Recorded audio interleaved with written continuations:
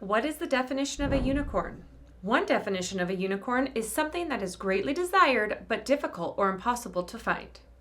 So how do unicorns relate to real estate? Well, let's just consider the last 2 years of real estate as the unicorn years.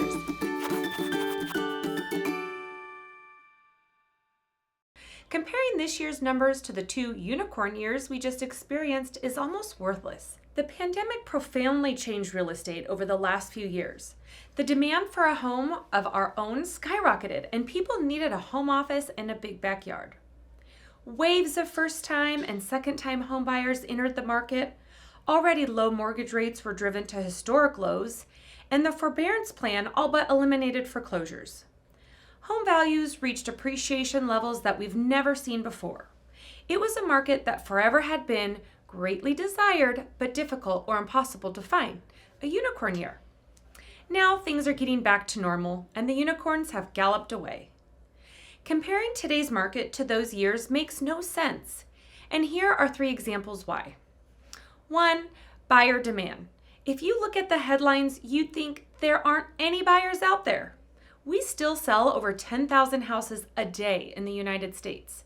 Of course, buyer demand is down from the unicorn years, but according to Showing Time, if we compare it to normal years, we can see that buyer activity is still strong. 2 is home prices. We can't compare today's home price increases to the last couple of years. According to Freddie Mac, 2020 and 2021 each had historic appreciation numbers. And here's the graph to show a more normal year. We can see that we're returning to more normal home value increases. There were several months of minimal depreciation in the second half of 2022. However, according to Fannie Mae, the market has returned to more normal appreciation in the first quarter of this year. And 3rd, foreclosures.